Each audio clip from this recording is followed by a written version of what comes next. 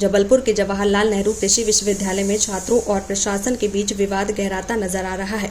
छात्रों के साथ अनुराग शुक्ला ने एनएसयूआई समस्त छात्र संघ के साथ कुलपति से मुलाकात कर अपनी शिकायतों को लेकर ज्ञापन सौंपा।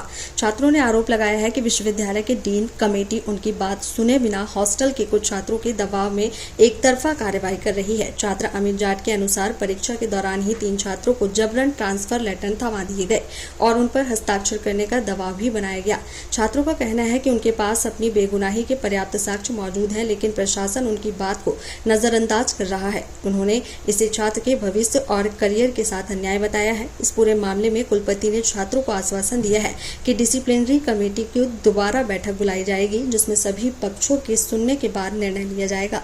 एनएसयूआई से अनुराग शुक्ला ने कहा कि प्रशासन सिर्फ एक पक्ष की बात सुन रहा है। हमारे पास साक्ष्य हैं, लेकिन उन्हें देखा नहीं जा रहा।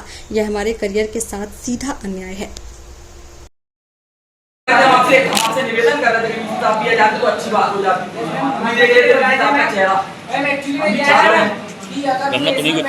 बच्चे अगर इतनी धूप में लगभग 1.5 से 2 घंटे से बैठे हैं तो इतना उनका अधिकार बनता है। स्टूडेंट से वो चलते हैं, उनसे स्टूडेंट नहीं चलते। मैं उन्हें आप ये चीज बताइए। और अगर हमको अगर हल्के में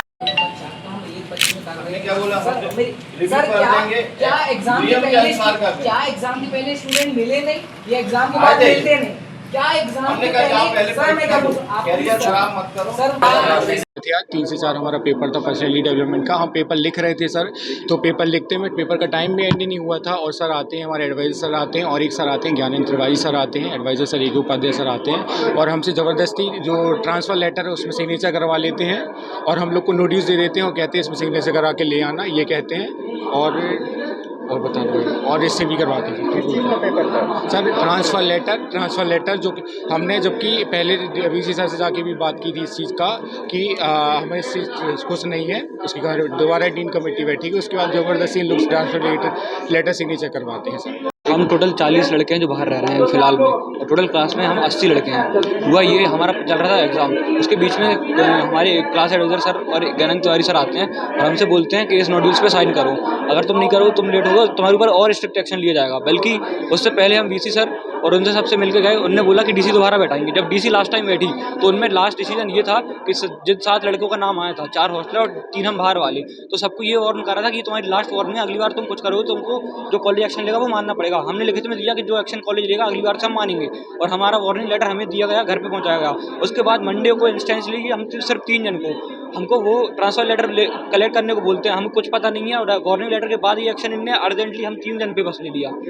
जिस प्रकार से हमने आज आंदोलन पे बैठे हुए, तो लगभग 2 ढाई 3 घंटे के बाद अब वीसी साहब आए हुए हैं और उसके बाद हमने आंदोलन को यहाँ पे ही समाप्त किया है। हमारी मांग जांच तक गई हुई है। लगभग उन्होंने बोला 2 ढाई घंटे के अंदर हम इस जांच को क्लियर करके आपको हम आदेशित करते हैं कि इसमें कौन दोषी पाया गया है।